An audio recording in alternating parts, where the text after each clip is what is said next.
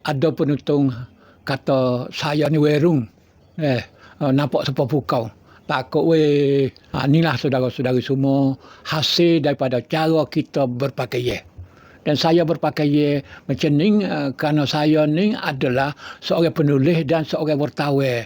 Inilah video yang penonton tu kata saya tu werung. Serupa pukau. Pukau ni dalam bahasa Malaysia inspektor lah, polis inspektor. Sudah tentu penonton tu kata werung Pak Cik ni bukan dia nak beritahu saya tu muda dak. Tapi pakaian tu pesaning. Nampak pesang orang wairun lah. Sebenarnya saya suka duduk sebagai orang biasa.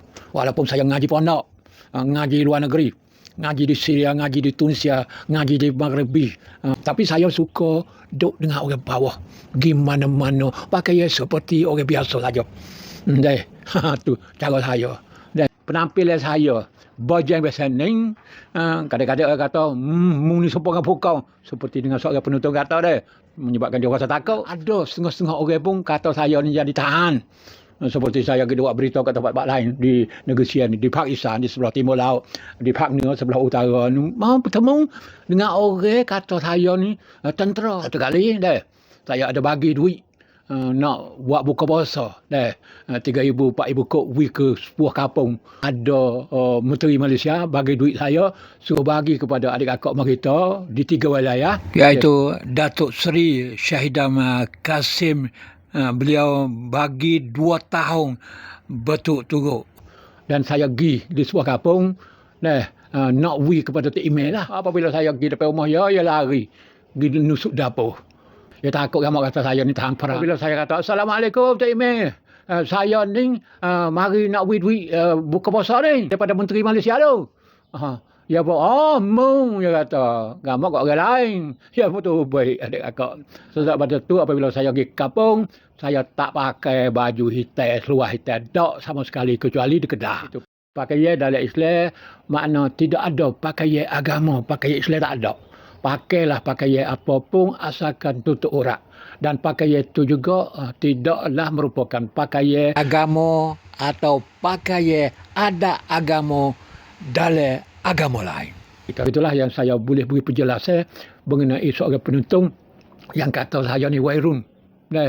Serupa dengan pukau. Tak perlu takut. Asal Raja Abad tidak nak pakai subel, pakai gapo nak tunjuk kata kita ni ulama.